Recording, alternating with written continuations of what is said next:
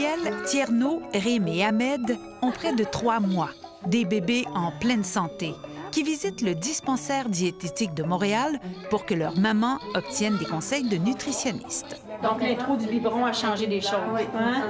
Bientôt, à 6 mois, il sera temps de passer aux aliments solides et les parents veulent bien sûr ce qu'il y a de mieux. Est-ce que tu aimerais des céréales? Mamie, elle adore les céréales. Le premier aliment solide recommandé est bien souvent la céréale de riz, riche en fer. L'épicerie avait révélé en 2013 que de nombreux riz et produits à base de riz, dont des céréales pour nourrissons, contenaient un taux d'arsenic inquiétant, surtout pour les bébés. Un bébé mange beaucoup plus en proportion de son poids qu'un adulte. Ça grandit, c'est très actif. Et un bébé n'a pas le même développement de son système, de sa physiologie pour traiter les produits toxiques de la même façon. Les risques de l'arsenic dans des produits du riz ne sont pas tant de s'empoisonner, mais bien de développer un cancer. On a tous vu des histoires et des romans d'empoisonnement à l'arsenic. Il faut vraiment dissocier là, les concentrations requises pour avoir un empoisonnement. Donc, ce dont on parle, c'est le risque de cancer qui est augmenté quand on est exposé à l'arsenic, et ce risque-là croît avec l'exposition. Conjointement avec l'émission Marketplace de CBC, nous avons procédé à de nouvelles analyses, cette fois uniquement sur des produits pour nourrissons.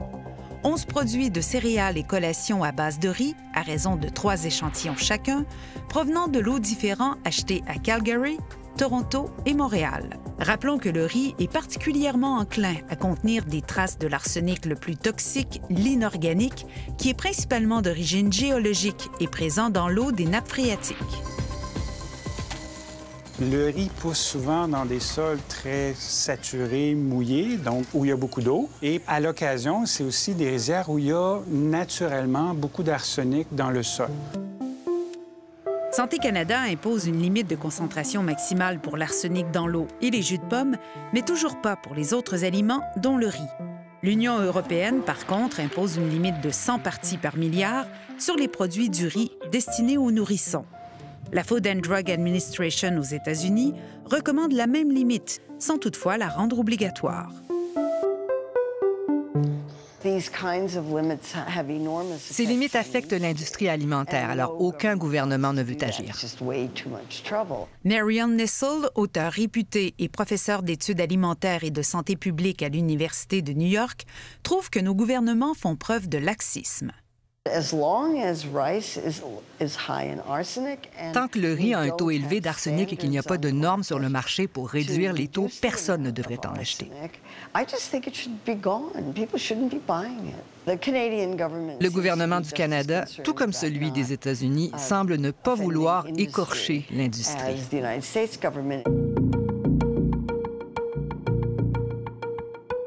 Tous les produits sauf 2 affichaient un résultat en deçà de 100 parties par milliard.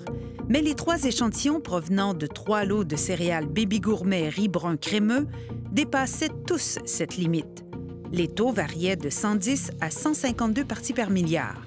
Puis les collations soufflées à grains entiers choix du président biologique affichaient des taux allant jusqu'à 202 parties par milliard.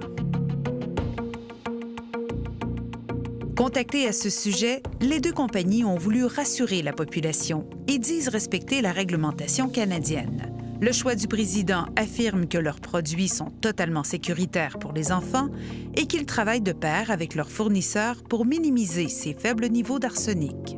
Baby Gourmet dit examiner les résultats, mais affirme travailler avec les autorités et les experts de l'industrie pour offrir des produits qui respectent les plus hauts standards de qualité.